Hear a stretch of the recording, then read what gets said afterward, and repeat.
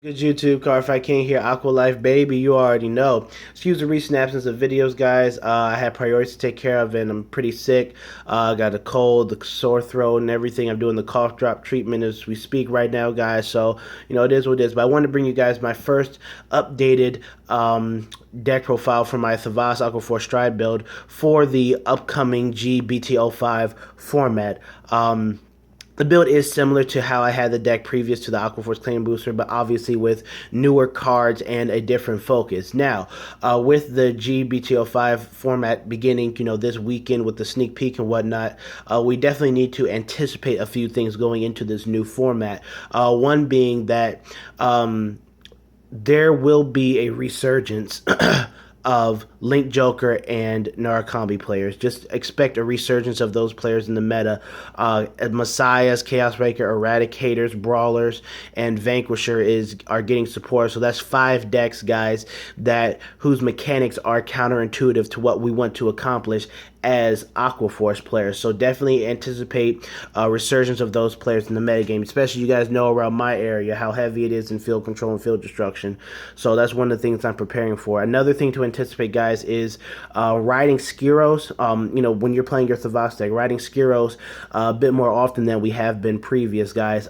His GB1 ability to give our front row resist is very, very key in those type of matchups, from stopping them from doing their effects that are, pretty much counter what we want to do. With Aquaforce, Tidal and Magnum, it gives them some sort of protection. Now, Chaos Breaker, Vermilion, and Brawlers do have abilities that can bypass the resist mechanic, and I'm going to talk about those in some videos later on this week. But definitely, guys, Skiros does give us the best chance defensively to survive against these decks, and I changed the focus of the deck up from the last time you guys saw it so that it is less Thavas centric, but I'll explain all of that in the deck profile. So let's get to it. Alright, guys, so my starter is still Mitros going into this new format. Right now I'm thinking Mitros is probably going to be the best starter for Thavas at this point. So what he does is when your Vanguard attacks in the 3rd battle, throw him into the soul, call out a Thavas grade 3 Vanguard and close the rigor circle, and then at the end of the battle return that unit to your hand. What he does essentially is allows you to place a Tidal or Magnum in front of him or something like that to hit the 3rd battle with, and then once you're able to attack the Vanguard on the 3rd battle, you can throw into the soul, get the Thavas out, and pretty much at the end of your turn, leave your field with literally 1 card, which is less desirable than that. Now, in situations with Chaos Universe, that can definitely be a problem, but we're gonna talk about more of those matchups more in depth going into later on this week. But right now, Mitros combos really well with the deck, really flows with the deck. Now, if you do have to ride a Skiros, obviously we're gonna probably want our first stride to be Commander Thavas, so that we have the chance to get Mitros off. That's my general strategy. If I ride Skiros, then I usually try to go into Commander Thavas as my first stride. But I'll talk about G assisting with Aquaforce in another video. 4 heal triggers, gotta have 4. No question there. I'm still running the 7 crit and 5 draw lineup. I'm gonna probably, after the video, I'm probably gonna put it back to 8-4, but I'm still experimenting with it. For me, guys, I'm always playing and changing my trigger lineups around. For you guys, like I always say, trigger lineups to me are personal. It depends on how how you're playing meta. In your meta, how your deck, what you're hitting is reacting. There's a lot of things that go into your trigger lineup, and there's no real terrible trigger line. Obviously, if you have an over excessive amount of draw triggers, blah blah blah. But I feel that this is a nice balance between draws, the defensive ability of draws, and the aggressiveness of crits. But just keep playing around with your trigger lineups. I tend to like this lineup and 8-4. For Thavas, mainly 6-6. I did like it at a point, but it got to where I was lacking in guarding in certain areas. So 7-5 is working out pretty nicely for me, but probably after the video I'm gonna change it to 8-4 again. All right, on to grade 4, 1. Excuse me. All right, guys. So for grade one, we're running obviously 4 stride enablers. This deck is a stride focused deck, so we need to be able to stride. I'd actually wanted to do. I will do a discussion video on how, to me, stride enablers have taken away from things you want to do with your deck. So just stay tuned for that. It's got a lot of things I want to do this week. Just roll with it. I'm running 4G perfect guards. The deck is a little bit more counterblast heavy than I've had it before, and having that extra unflip is nice. Plus, I don't worry about Dimension Police too often unless I definitely go to Virginia territory where I'm probably going to play it at top tables. But so far, guys, I barely ever played Dimension Police, so I'm not worried about Laurel. And the cross is played here, but I haven't played that in a while. Mostly, just Narukami and things like that. And sometimes I just don't want, sometimes my rear guards just aren't worth guarding in situations, especially if I've prepared a follow up turn. In reaction to their field blow up and things like that. So the G Perfect guards are working out fine for me, but this deck is still pretty light on counterblast, so you can run Pascal if you want to. It's just up to personal choice, and how aggressively you use your counterblast determines what Perfect guards you want to use. I'm running 3 copies of Orthea. As I told you guys before, I'm mad that I discovered this later than I should have, but Orthea is such an amazing card. Her combined with Tidal Assault, especially on a Lambros turn, is just really insane. She gives, she allows Tidal Assault to make 3 attacks. She allows other units in the deck to go off her, combined with High Tide Sniper. This deck has the ability to build up a lot more soul thanks to the new crit trigger we have that definitely combos in really well with the rest of how the deck plays. So this deck, pretty much every trigger in my lineup except for the heal trigger can go into the soul. So soul is not a problem in this deck whatsoever. So she's definitely a welcome addition. I do like her at 3 because, again, she has the resist skill. So going into the new format, pinpoint locking, pinpoint retiring, and things like that, whatever it is not going to affect her. Only mass things and skills that bypass it, such as the brawlers, field wipe, really can get rid of her. But she's a very solid booster, something that you want to establish on the board early and often in your games. Now, I might bump her up to 4 depending on how bad it gets in my format, with the field destruction and field control decks, and how much I'll be needing resist in the new format. So for right now she's at 3, but she does have the potential to boost up to 4. Obviously, we're not in the format yet, so again, guys, I'm always trying to adapt, and one way is adapting is changing up this lineup. And 2, Stacia. Again, Stacia, guys, she's a free enabler to me. 9K from the back row. She creates a lot of combo plays with your Lambros turns and things like that. Even if she doesn't hit, she's just an extra attack that allows you to do like a double Magnum and Tidal restand without activating their abilities. So you can use their abilities after the Lambros restand. She pokes you. She just pokes units. You put her behind the Vanguard when you're on stride. She pokes units there that they just don't want to lose, but they have to deal with a poke attack from the back row. I mean, she offers so much to the deck. And remember, I used to play her at 4, but adapting to how the format is, Orthea has definitely become a much needed playmaker in my deck that I do have to value her over Stacia at this current moment in time. But depending on how the format shifts, especially going into set 6, where we're going to see shadows and novas and things like that, she might come down to 2 or 1 and might go back to Stacia. Again, it's all about adapting. All right, on to grade 2. Okay, so I don't think much explanation is needed for these guys, but you already know 4 Magnum Assaults and 4 Tidal Assaults. Guys, 2 good cards. Tidal Assault, I know some people hate on Tidal Assault, and I personally don't get why. He's like our best grade 2. He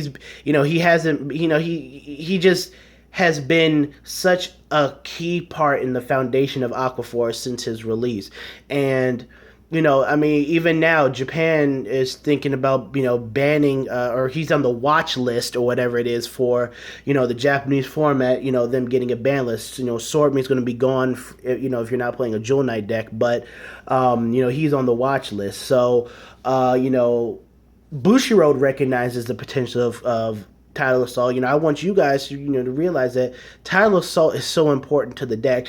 Even if he doesn't hit, even if you don't like the 5,000 decrease, he gets you to that fourth battle so you're able to do things. You set him up correctly. You build pieces around him. You set up your formations in your field and your trigger placements around his ability, and he can become a problem. He becomes a problematic card that your opponent does not want to see on the field, especially in the early game. He gives Thavas some type of early game pressure where you can call him to the rear guard with a booster and have him swing on a Vanguard twice. Once unboosted, one boosted. And if you stack a trigger on him, then that's even better, because then that's two 10k shields that they're going to have to block for a Tidal Assault, when boosted. He just provides so much to Aqua Force in general that I really feel he is just a staple in every Aqua Force deck at no less than 3, but definitely 4 is what I would always recommend. Still 2 Saberflow Sailors. Saberflow Sailor is, I call her the ass saver. She is just, a lifesaver. She's really, really good, especially in the upcoming format against Narakamis and against things like that. Her getting herself off the board, rewarding us with 2 cards, and playing off of Thavas's Stride Break ability definitely helps us out in those matchups. She's just she just saves a lot of lives. She combos really well.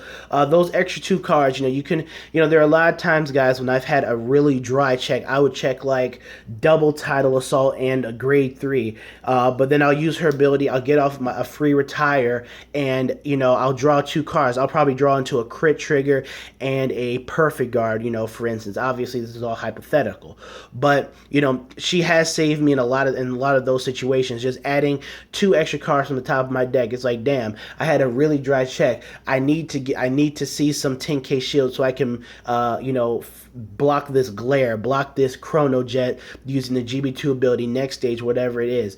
And she gives you an extra 2 chances in order to get those type of cards. Or if you need a perfect card, she gives you an extra 2 chances to get those, to get those cards. So she really does come in handy. People are scared of her 8k base, but you put a trigger on her or whatever, she's 13. You set her up correctly, and she can do some poke damage. And again, with Aqua Force, guys, you gotta learn to poke. Poking is important too. You poke, get out shielding that your opponent really just doesn't want to throw out, or force an intercept.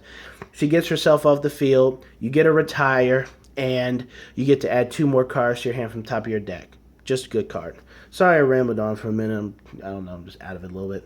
And then 2 High Tide Snipers. I returned to High Tide Sniper. If you guys remember, I need to go grab it. I was previously playing Adelaide in my deck. Adelaide, if you have a Thavas Vanguard, grade 3, when she calls her rear circle, counter bless 1, soul bless 1, she gets 2k, and she can restand after she attacks a Vanguard. She was nice for a while, and I did like playing her, but after a few discussions with my colleagues and after play testing a bit, shout out to Ice Cream Phantom, my mans, we always talk about Aqua Force and whatnot. We decided that High Tide Sniper is just better in the long run. Her having the restriction of me needing a Thavas Vanguard, because like I said, she's more of a late game type of card. She's more of a card where I'm going for a large mid game push play or a late game push play to push push for the win kind of sort of thing. And early game, she doesn't really offer me too many things early game, because when you call her out to the field, then that's it. She doesn't she can't use her ability, she can't do anything because she is GB1 restricted. You call High Tide Sniper out instead. Well, as long as you can get to GB1, then you can start using his ability as long as he's on the field. Like, High Tide Sniper offers that nice longevity that I'm going to need going into this new format. And her having that, like, again, we're going to be on Skiros. And if we're going to be on Skiros, I want my rear guards to have their abilities be activated when I need them at all points in the game. And I do not need them to be restricted because, I was playtesting a Cardfight area, for instance. Sorry, story time. And I was on Skiros. I had Adelaide in the deck. It was something I was testing.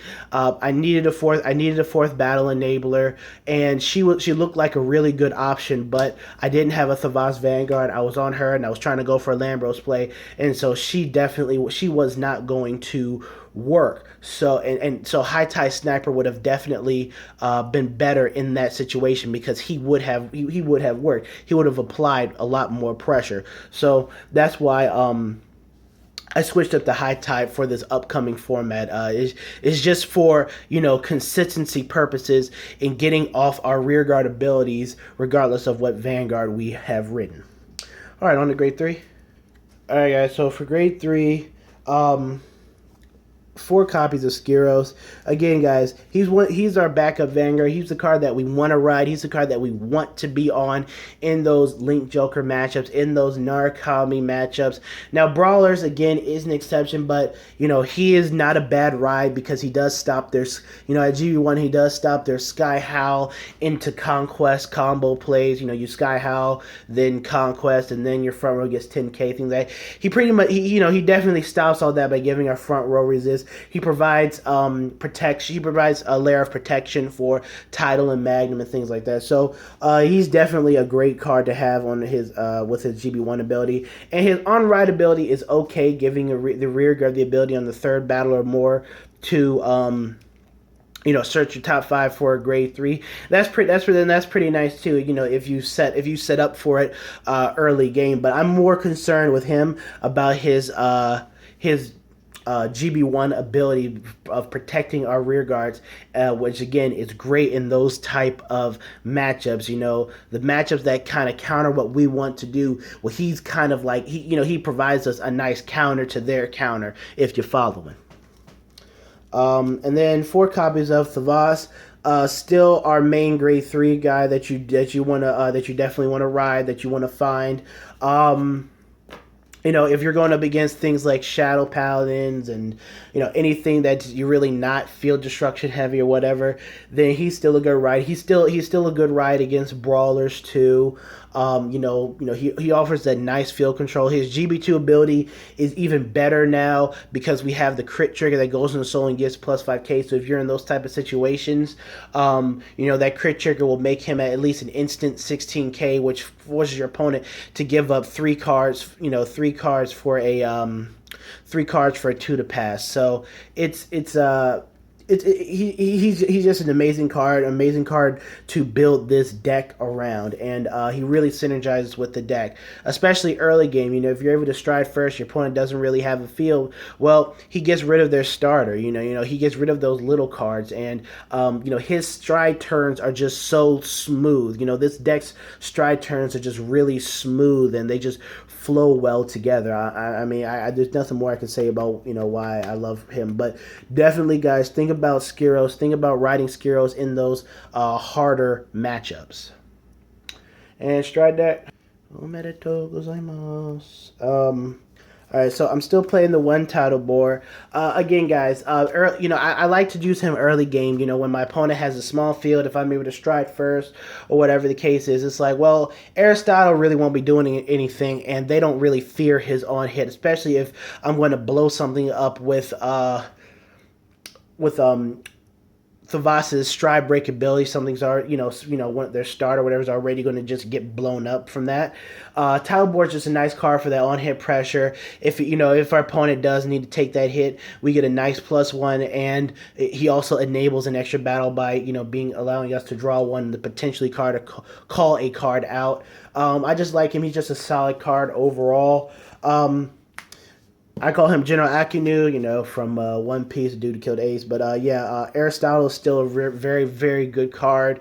I like to use him, generally as a mid-game tempo stride. I can kill off an annoying unit in the back row. He's definitely good when we're going up. If you go up against Dimension Please for sniping out that Commander Laurel. he's just a really good card, guys.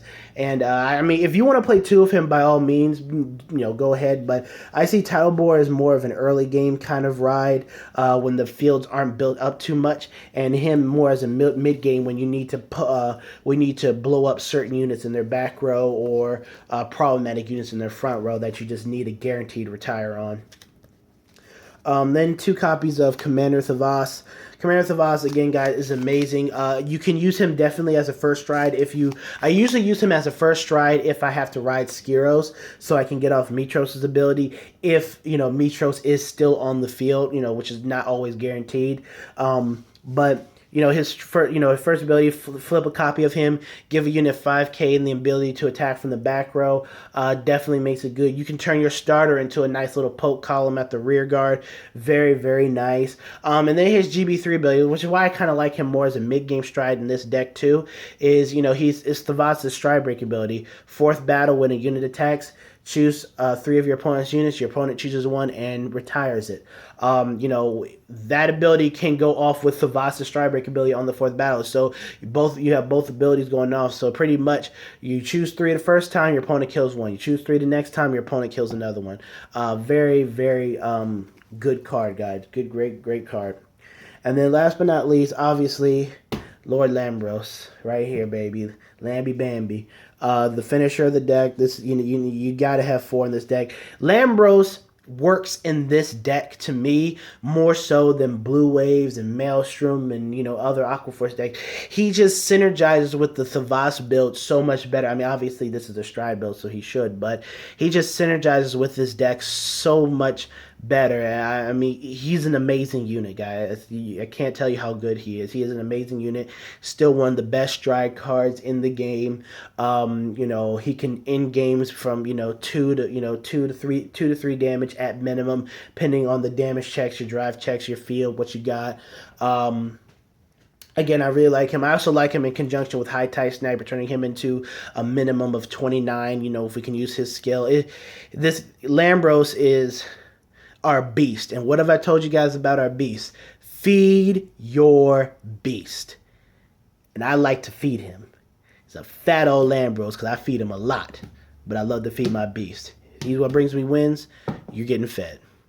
Alright, guys, but that's the video. I have a lot more stuff coming out for you guys later on this week. But I'm about to go pop another cough drop in, take a nap, and I'll see y'all later. Peace.